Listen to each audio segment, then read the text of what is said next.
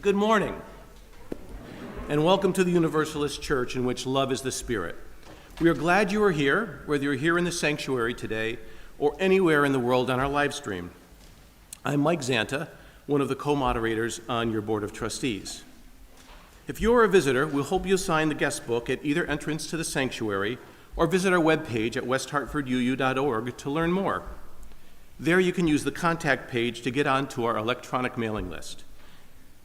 This is the best way for us to stay connected. We look forward to helping you become part of the Universalist Church.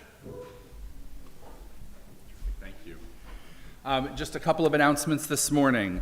First, if you are in here but you have parked on Fern Street itself, you will end up with your car towed. I saw somebody with a car over there. I don't know if they were still sitting in it and have moved it, but I just want everybody to know that Fern Street is not a place to park. You can park across the street if you need to. And the other thing is that our folks are going to be doing a Broadway sing-along brunch on November 10th, and so we are excited to be supporting our Pride Committee in that way. But we need volunteers. So first, know that there's a Broadway sing-along brunch on the 10th, and it's going to be a lot of fun. But secondly, if you're somebody who would like to volunteer to help make that happen, please let us know. There will be a sign-up sheet on the sign-up board outside the sanctuary at the end of services. Thanks. That sounds like fun. Our preacher today is the Reverend Dr. Sofia Betancourt, president of the Unitarian Universalist Association and a former frequent preacher in this congregation. We are thrilled to have her here to acknowledge our first 200 years and to help us prepare for our third century together. Welcome, Reverend Betancourt. Today we'll have fellowship through Zoom and in Fisk Hall. If you need help finding your way to Fisk Hall for our fellowship hour, any member of the church will be happy to guide you. Just look for someone wearing a Universalist Church name tag, and I forgot mine again. You can find the link for Zoom fellowship in your weekly news or on our Breeze calendar. If you aren't getting the weekly news, please do sign up for it on our website. And now, I invite you to take a moment to make your mobile phone silent, turn off your email, and put away your keyboards, and settle in for worship.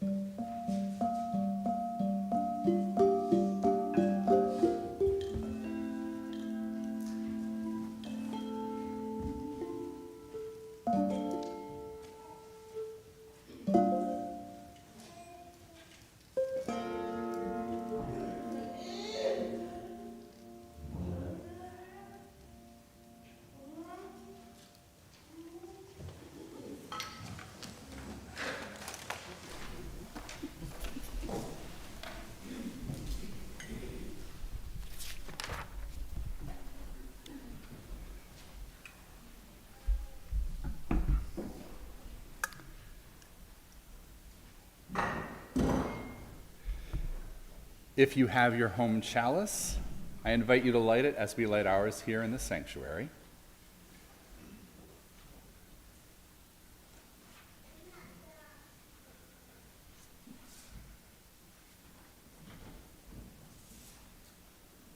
Elizabeth Strong writes, "Today, we celebrate a dream awakening.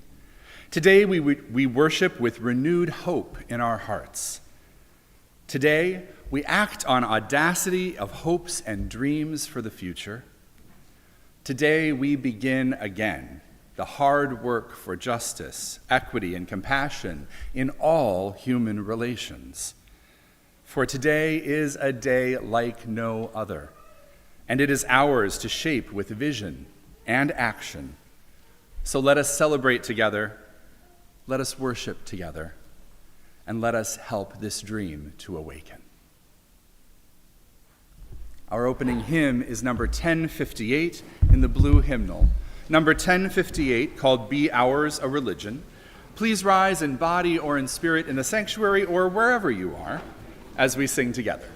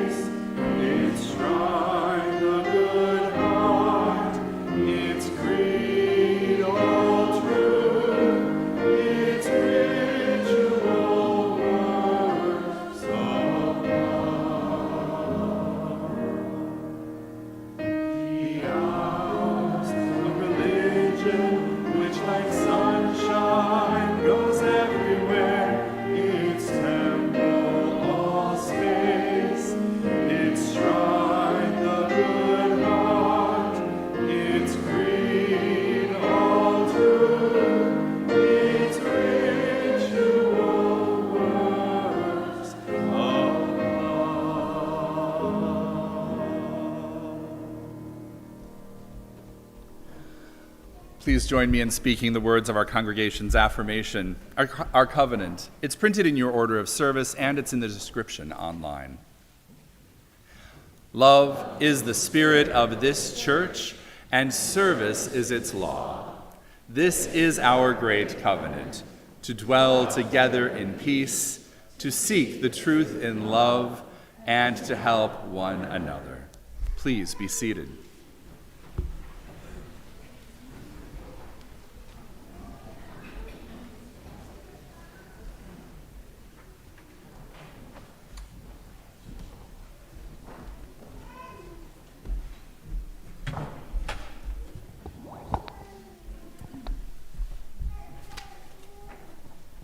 At this time, I would like to invite all of the children and anyone feeling particularly young at heart to come join me up on the steps.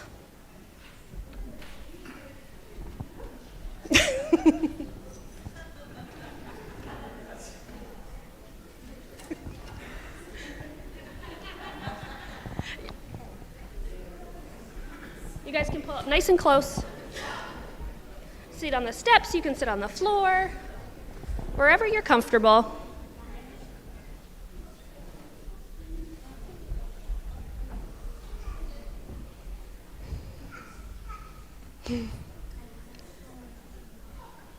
Make sure everyone has a nice spot to sit. You want to sit up here?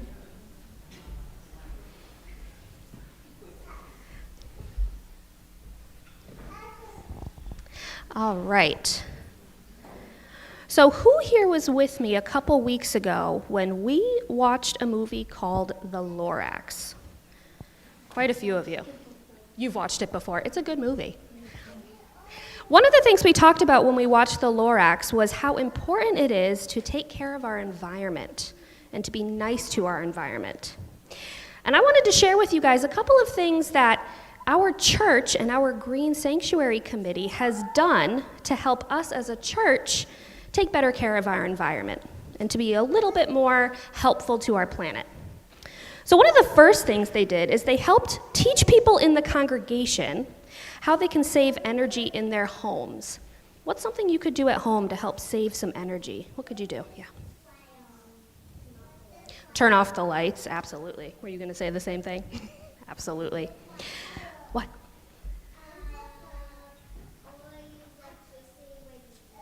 Only use electricity when you need it. That's a good one. One more.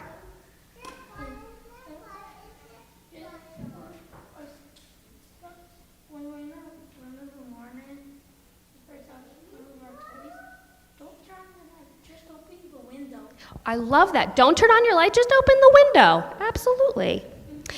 One of the things that we did in the church was we changed all of the lights in our church to energy efficient LED lights. So if you look up at all the lights, they're fancy special lights that help save some energy. Something else that the church has done is they taught people in the congregation about the importance of recycling and composting, and worked with the town of West Hartford to provide compost bins. Raise your hand if you recycle at home. Wow, that's a lot of hands. Raise your hand if you compost. Who knows what composting is? What's composting?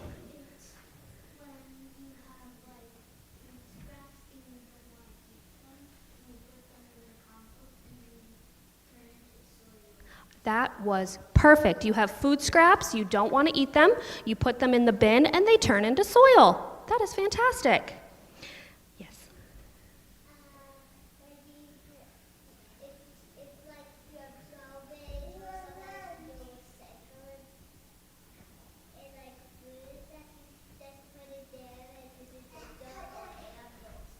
Dirt or animal food, absolutely. Something else that the church has done is they worked with local food growers through a CSA, and a CSA stands for a community-supported agriculture, and it brings local produce to members of the community. So I want to know, what are some of your favorite fruits or vegetables that you might get from a farm? Strawberries, grapes, watermelon.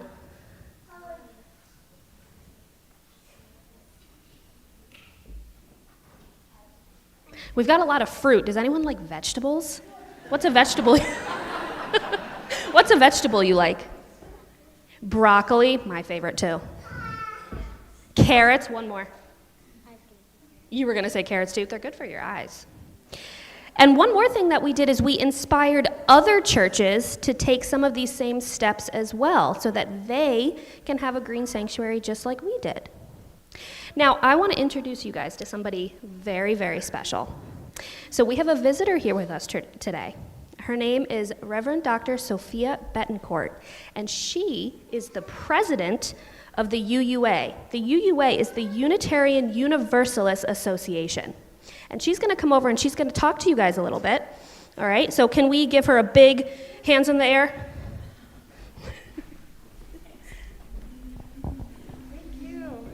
Oh, thank you all. Are you proud of all the wonderful things that this congregation is doing to help the environment? You really should be.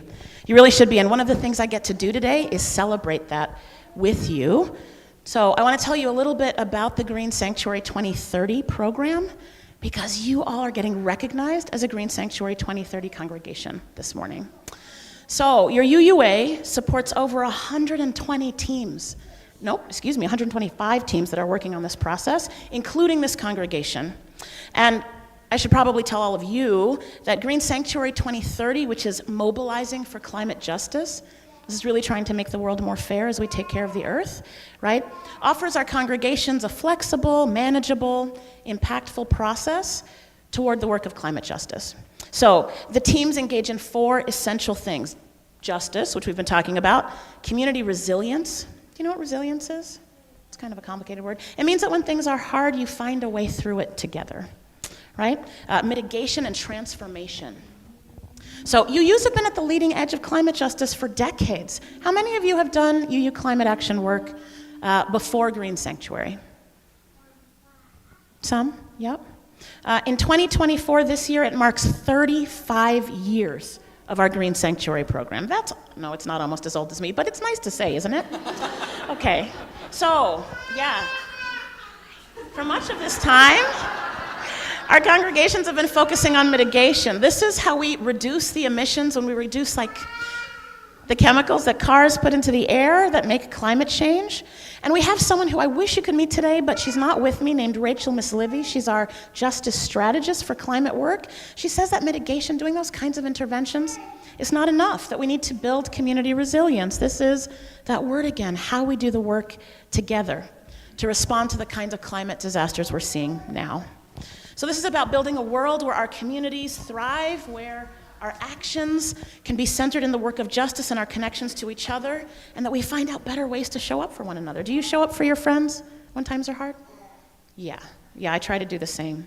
So I want to celebrate how your Green Sanctuary 2030 actions are rooted in local organizing, and it reaches out to the whole UUA, right? So how we're one big community in Unitarian Universalism. And what I want to do this morning is give thanks and gratitude to 2 special people. Can you help me do that? Yeah? Okay. So I want to recognize the volunteerism and commitment of Sabina Shelby. I saw her this morning. I know she's in the sanctuary. It's definitely worth applauding. There you are. Sabina's commitments to climate action led her to do so many things. She joined the UUA's Inflation Reduction Act Peer Learning Circle. You might have to ask her about that. That's a mouthful.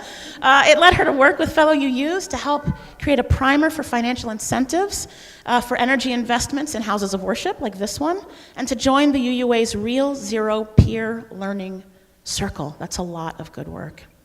I also want to recognize Katie Perry. I'm not sure if Katie's in the sanctuary this morning. Are you? There you are. Thank you, Katie.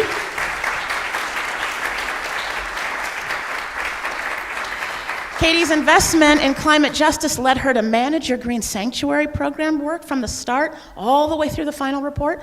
Those reports can be a lot of work. I bet a lot of you ran around with clipboards having conversations, right? It led her to organize this congregation to get 80% of your members.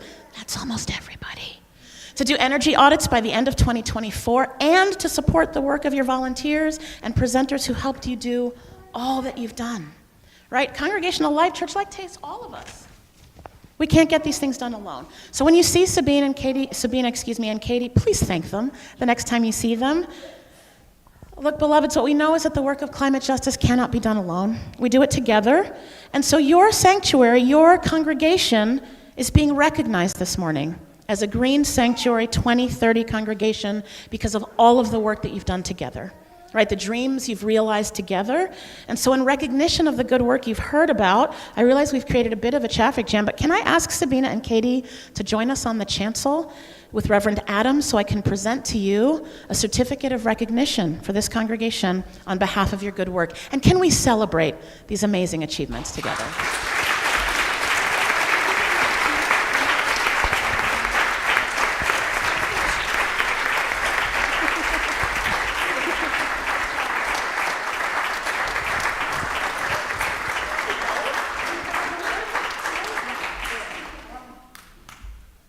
Congratulations. This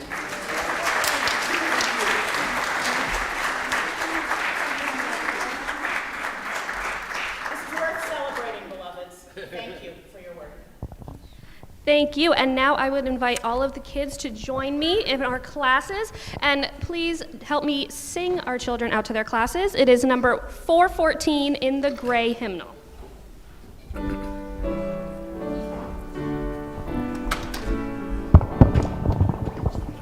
As we leave this friendly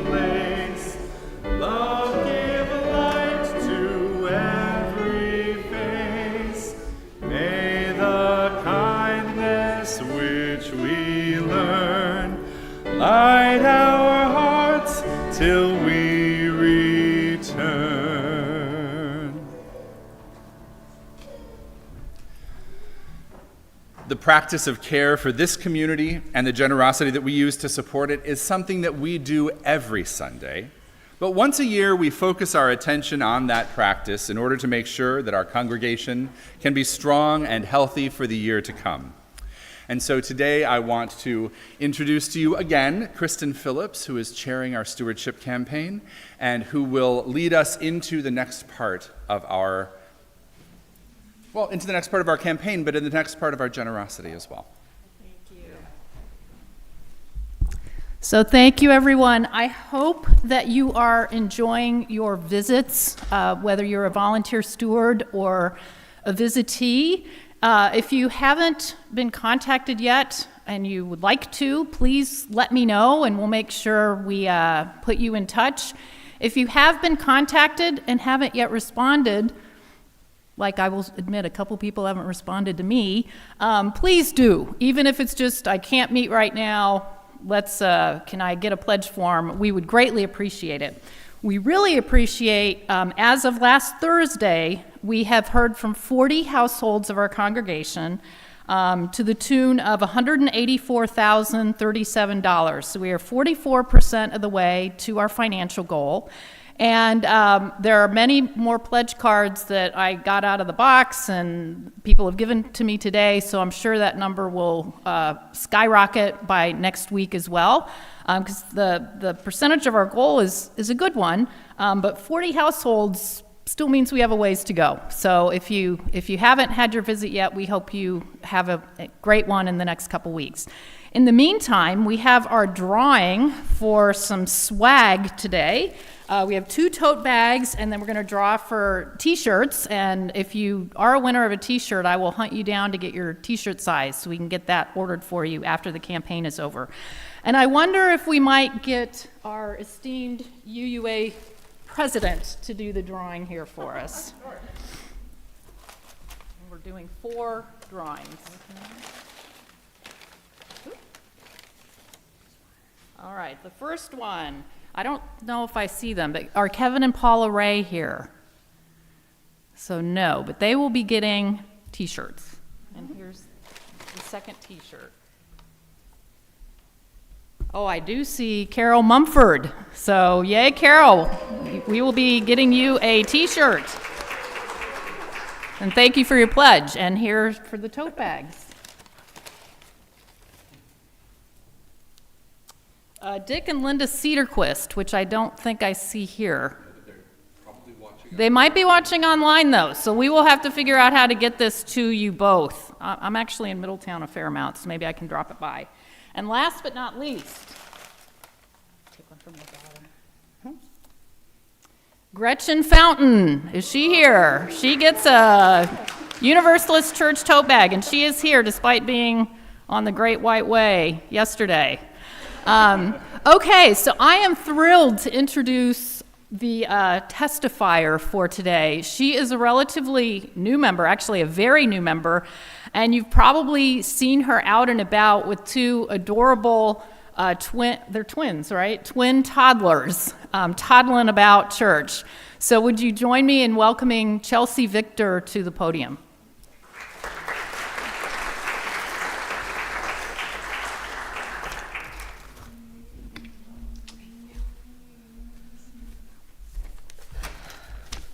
Good morning, everyone. My name is Chelsea, and my 2 children and I have been coming to this church for just over a year now. Sitting down to write this testimony was a really difficult process, not just because it's difficult to get to my computer and not have my daughter Dahlia want to add a few sentences herself, but also because putting into words what this church means to me is somewhat of a tall task. When thinking about telling my story and how I ended up here, I was led to the question which story I wanted to tell. The story of my faith, the story of my motherhood, or the story of rebuilding my life after a failed marriage. All of it has led me here. In April 22, I was living on a military base in North Carolina and had just welcomed Sebastian and Dahlia into the world. As is the case for most new moms, life was hard and complicated. We had just moved back to the United States after living in Japan for a few years, and we're still adjusting to the culture shock of post-COVID America. My wife at the time was ready to retire from the Marine Corps, and the plan was to move back home to New England. However, as life often does, my world took an unexpected turn when within that first year of motherhood, my marriage fell apart. While I have always been a spiritual person, I attribute this time in my life to what I now call my spiritual awakening. It's funny how the dismantling of something you once worked so hard for can open doors to new things you never could have imagined. I spent most of my life exploring faith. I started going to different churches as soon as I got my license in high school, and that search never really ended. I felt this strong pull towards something bigger than myself, something within myself, something connected to it all. And I can confidently say in all the moves I've made around the country and around the world since I was a teenager, I've attempted to find a church that felt like home. In my younger years as a single queer woman, I found it difficult to find a place that both accepted me completely as I am and offered me a community that I could connect with both within the walls of the sanctuary as well as outside after Sunday services as well. Funny enough, in the process of grieving the end of my marriage, I began watching the show Army Wives. In that show, there's an episode where a character is preparing to deploy, and she wants to offer her daughter something. She isn't sure what it is, but she knows it has to be grounding, offer peace and safety, something sustainable just in case things don't go according to plan. And guess where she ends up? In a UU church. As I watched the mother and her little girl participate in the dedication ceremony on the show, I thought to myself, is this real? Is this a real church? Is this a real prayer? So of course my next step was to Google that prayer I just heard on Army Wives. To my absolute surprise, it was in fact a real prayer in a real church that made real sense to me. So here I was, a newly single mother to two beautiful little children, preparing to move back to Connecticut on my own. We needed something grounding, a place that offered peace, acceptance, and safety, because things had absolutely not gone according to plan. Fast forward a few months ago, the three of us walking into our first service, and as I juggled the two kids and all their things, I was greeted by Raj and Patricia. And I will never forget the warm smiles and open arms that greeted us. We sat in the back as both kids demanded to nurse, and I thought to myself, well, if this isn't the kind of place that I can do that, I'm not sure if we belong here. But to my very pleasant surprise, not one person blinked an eye. I thought to myself, okay, this seems pretty good, but I'm also a single queer mother of two under two. At some point, I'm gonna get some looks or ask some questions, but that never happened.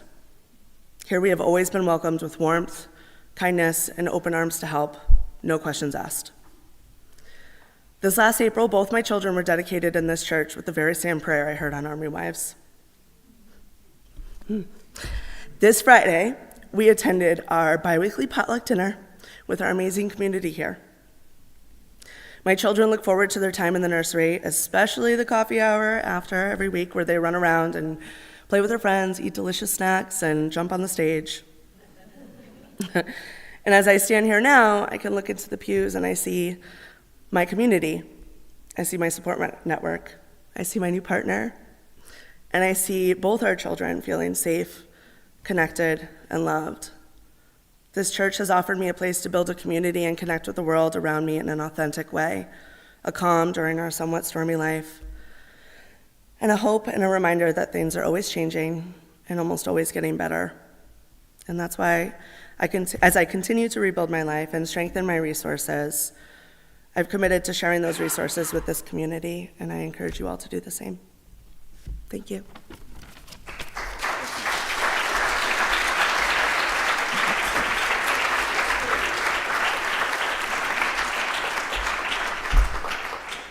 Each week we are hearing stories of our members and our contributors, and I'm deeply grateful for your ability to share and feel connected and encourage us all here.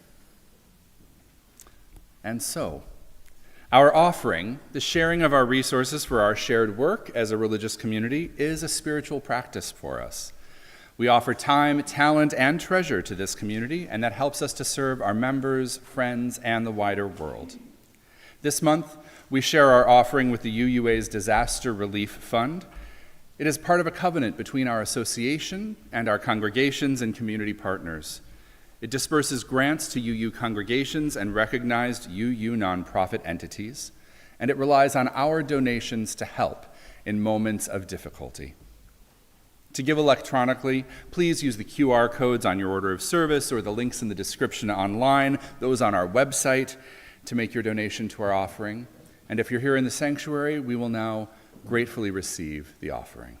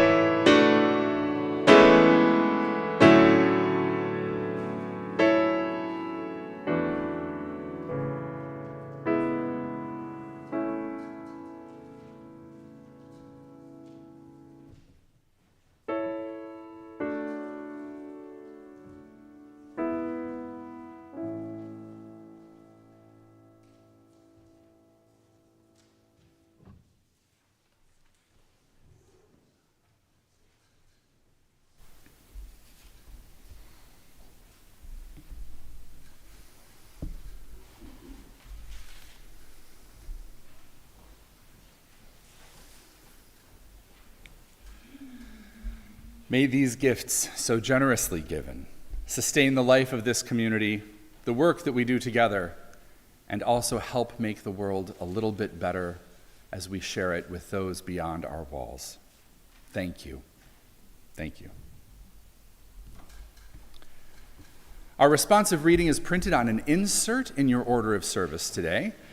It's called Because Our Lives Depend on It. And if as you look at the insert, you see Fern Street Play Festival and Broadway Sing-Along Brunch, that's great. Turn to the other side of the page. All right. Today, I will read the words in Roman type, and we will speak together the words in italics. Please rise, in body or in spirit.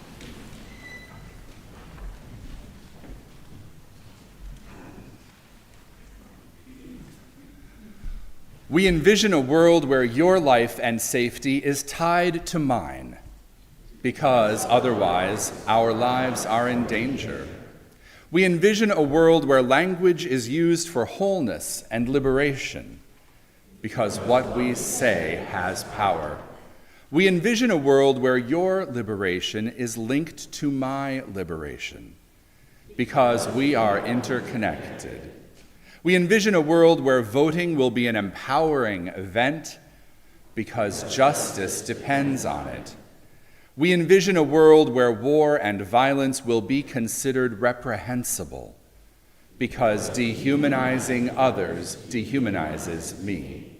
We envision a world where creation, ingenuity, discomfort, and compassionate criticism will be welcomed because we need these things to grow.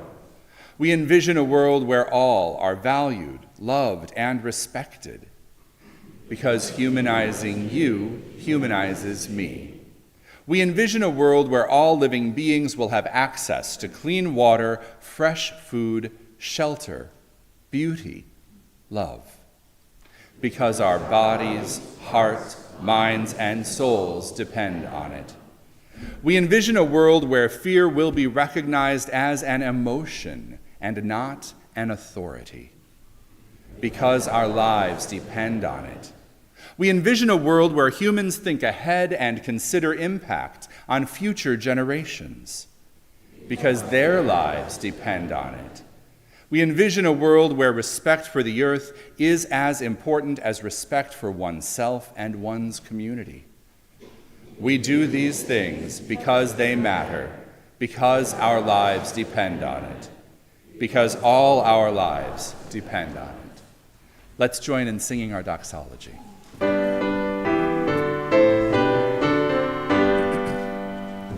Praise God for love we all may share. Praise God for beauty everywhere.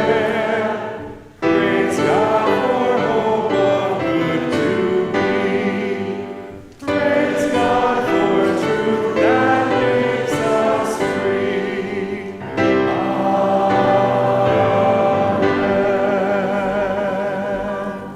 Amen. Please be seated.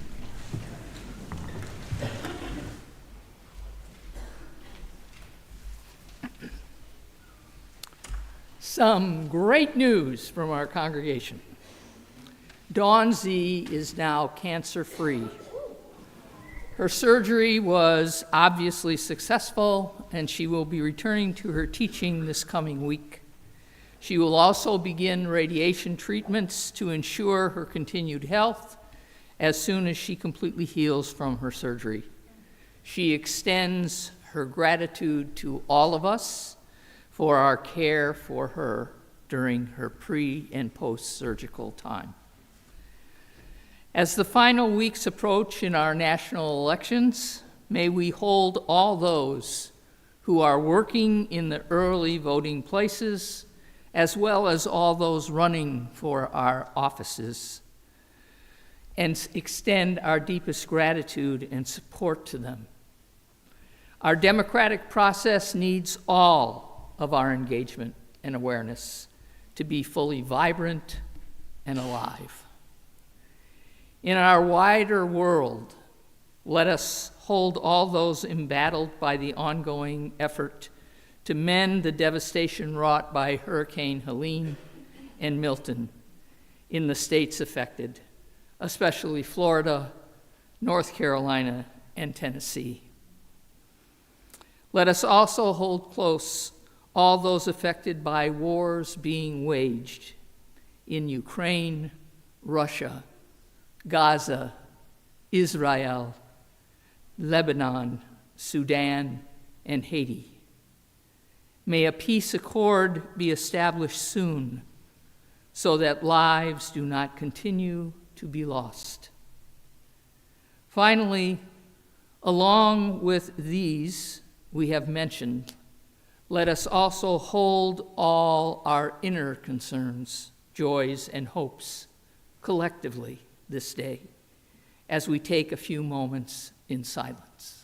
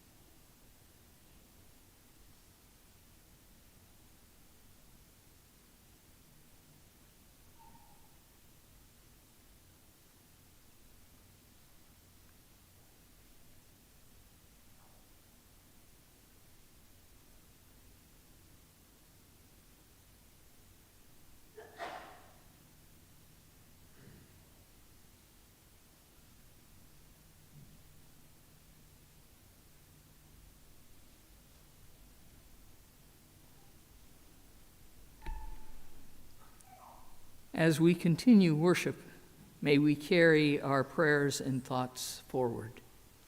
Blessed be.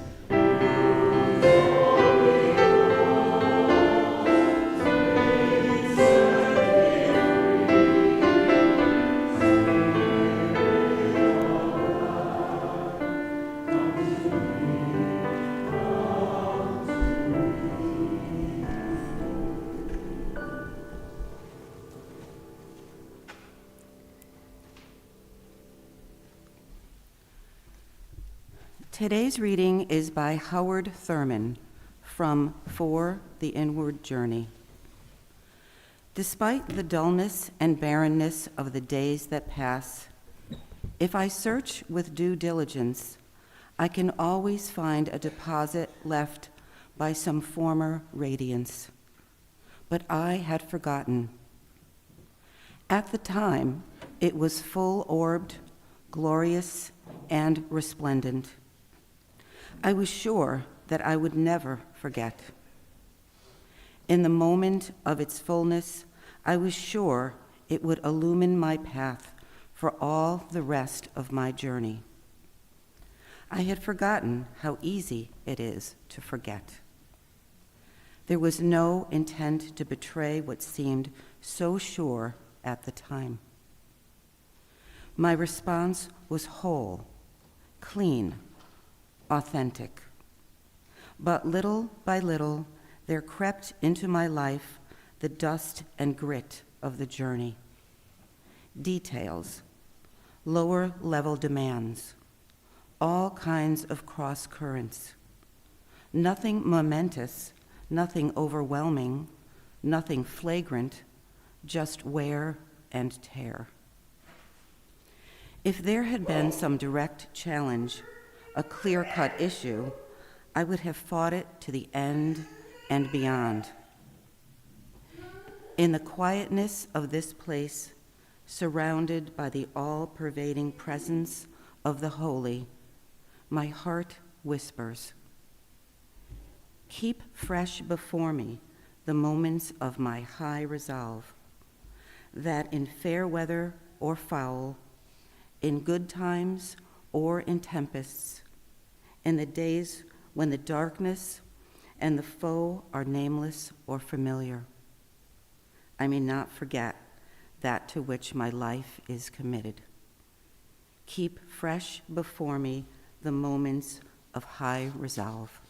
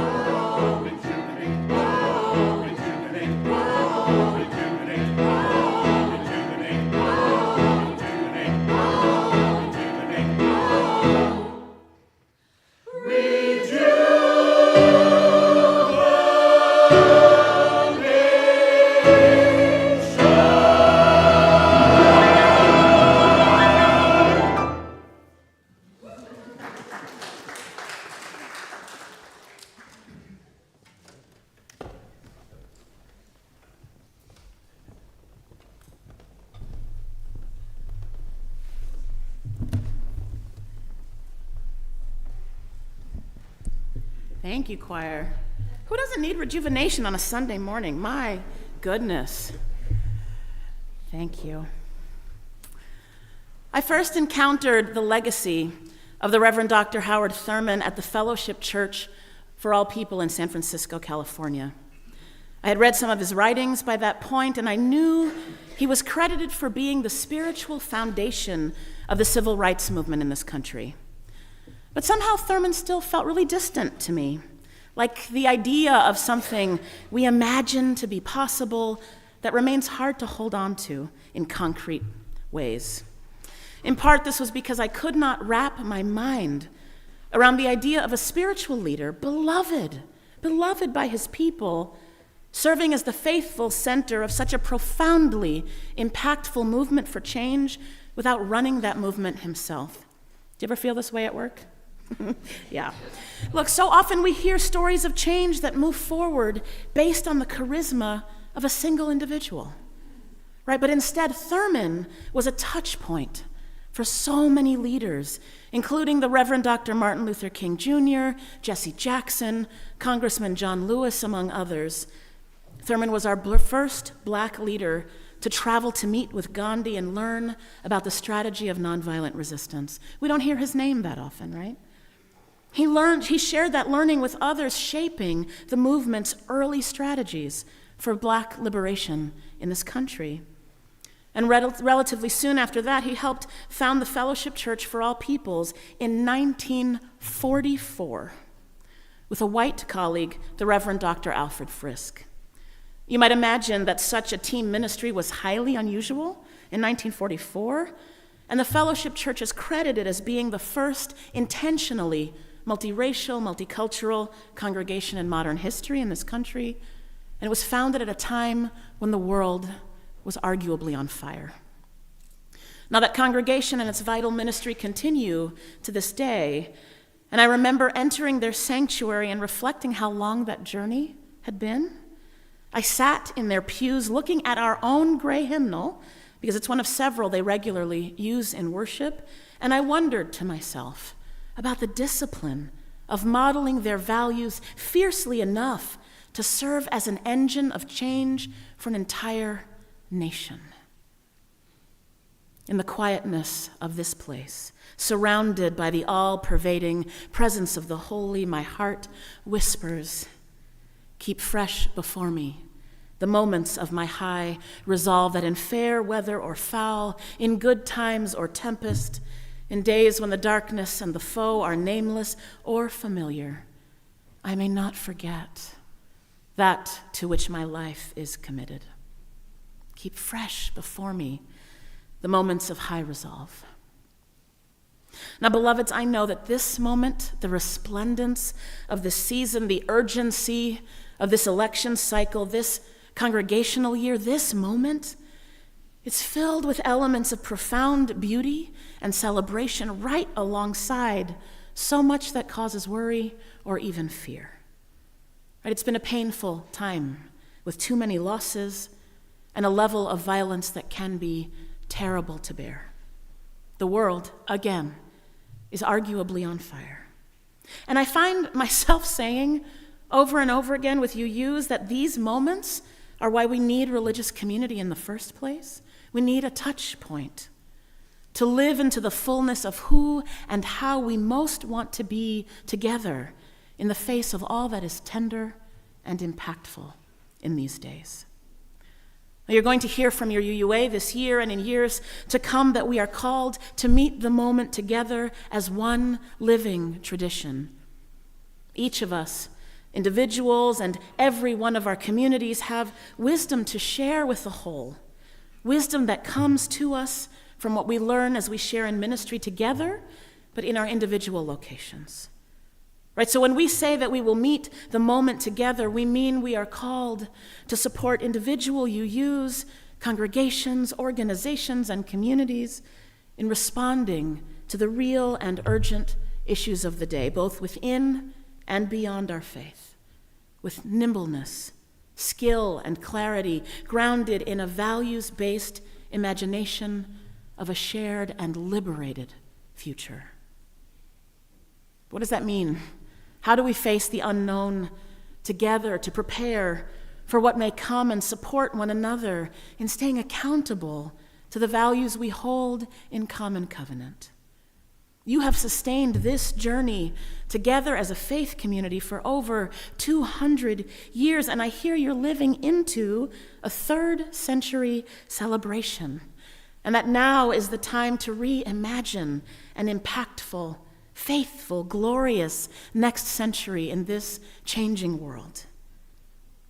How do you prepare for that kind of powerful ministry together? I want to share with you a story that models the kind of community care and reimagining in the face of the unknown that I think is needed in these days. And I want to take a breath and warn you that this is a story born of the need for gun safety in our schools, though it focuses primarily on support. But I also know the violence in our schools is very real, the impact is lasting, and actually if you need to step out of this sanctuary to not sit with this on your heart this morning, I promise I will understand. Okay.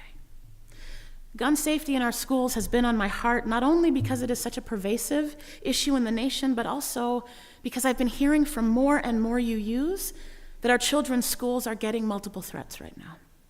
The number of warnings are actually escalating this fall, and I think that's part of an intentional strategy, right? To use real fear to keep us distracted and to drain us of hope in a critical time. Fear, unfortunately, is a strategy that works, right? It puts us in a place of reactivity, understandably, and that often can distance us from the values we work so hard to keep at the center of our living. It works to convince us of the lie that the human goodness we preach and teach about in this faith is impossible. The goal is to trick us into giving up on our collective power. It tries to wear us down far enough that whichever story we're being fed that feels the closest to our values, as unrecognizable as they may be in the telling, will be the one we cling to as the only way forward. Right? It works to block us from meeting this moment together. So as a counter to that, I want to share with you the good work of Frank DeAngelis. Have you heard this name? DeAngelis served as principal at Columbine High, and he survived that shooting in 1999. That tragedy occurred at a time when violence in our schools was actually pretty rare, and it utterly shocked the nation. Right, my spouse currently works at SAMHSA, which is the Substance Abuse and Mental Health Services Agency of the federal government, and last month they were attending a conference on civil rights and mental health with a focus on empowering school students for success. Right, the gathering was an opportunity to hear from students with mental health needs themselves, rare and important, and from those who work to support their learning and their well-being, and DeAngelis was one of those speakers. He told the gathered community that ever since that day at Columbine High, he has made it his personal mission, anytime there is another school shooting, to call the principal of that school. Think about how many phone calls over the last 25 years. Right, over the time, the need to make those calls grew large enough that he founded an entire organization. It is staffed by school administrator survivors to support the work. This group is called the Principal Recovery Network, and they describe themselves as a national network of current and former school leaders who have experienced gun violence tragedies in their buildings. Their only mission is to help principals in the aftermath of a crisis.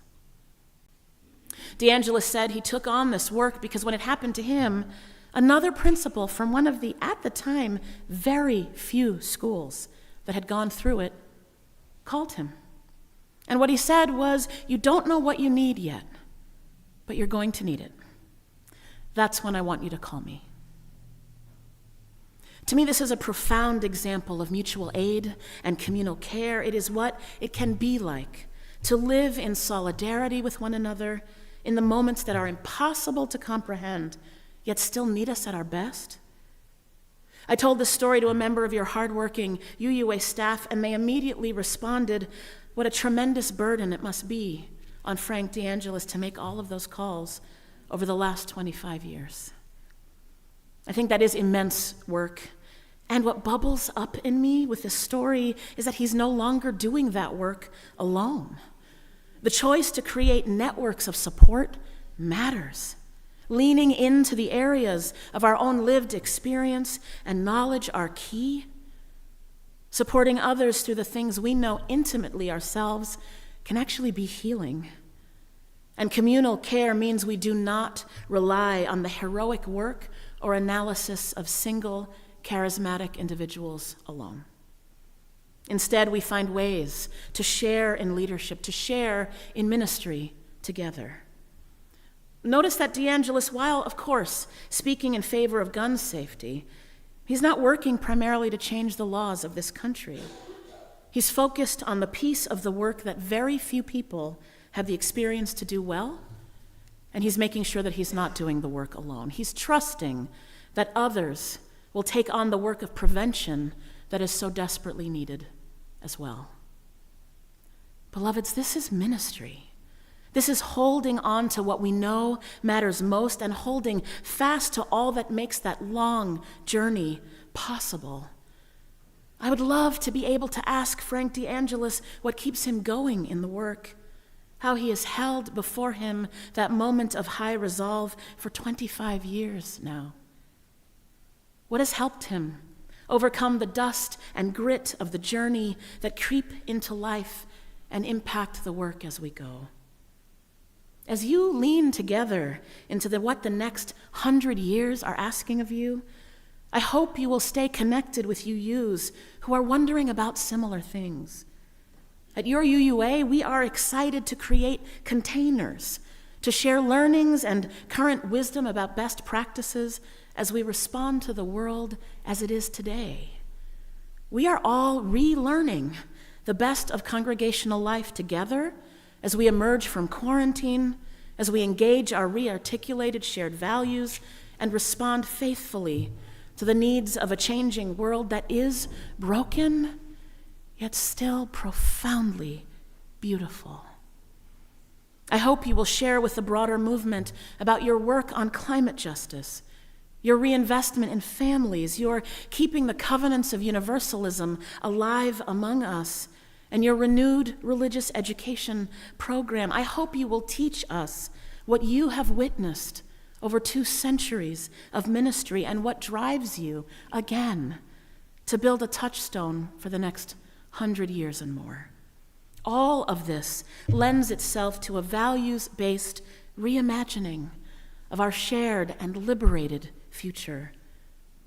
The truth is that imagination cannot come out of the UUA alone. It is born of the covenant we keep between and among us, and I believe to my bones that we will get to that shared and liberated future together.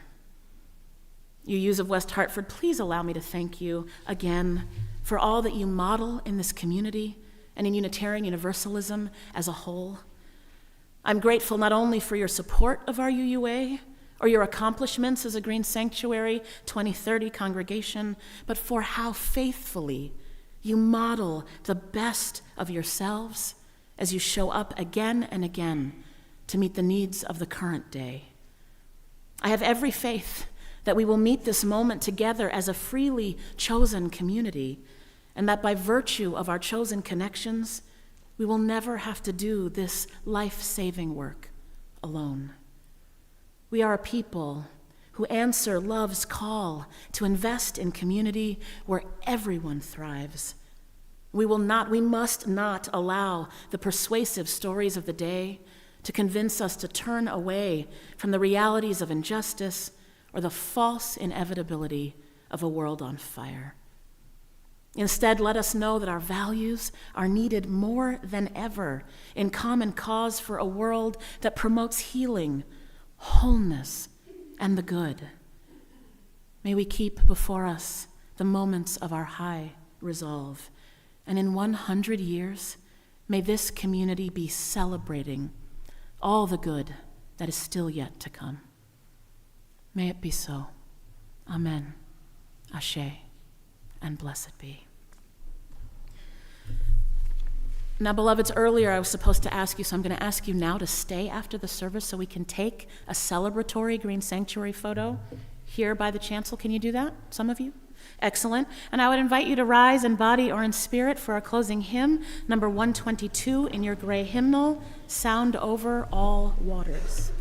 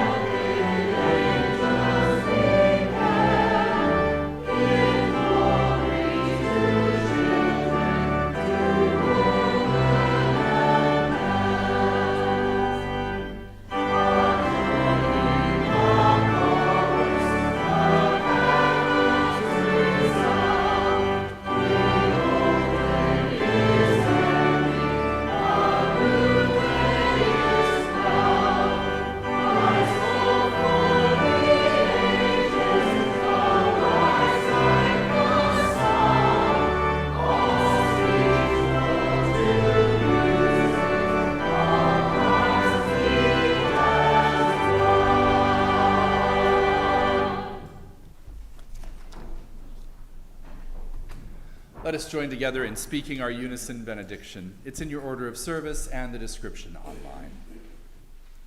Engage with the world in peace. Have courage. Hold on to what is good. Return to no person evil for evil. Strengthen the faint-hearted. Support the weak. Help the suffering. Honor all beings. Please be seated. Now, I know some of you might need to go grab your kids instead of remaining for the postlude. And if you do, that's okay, if you need to jump up and go. But otherwise, please do remain for our postlude.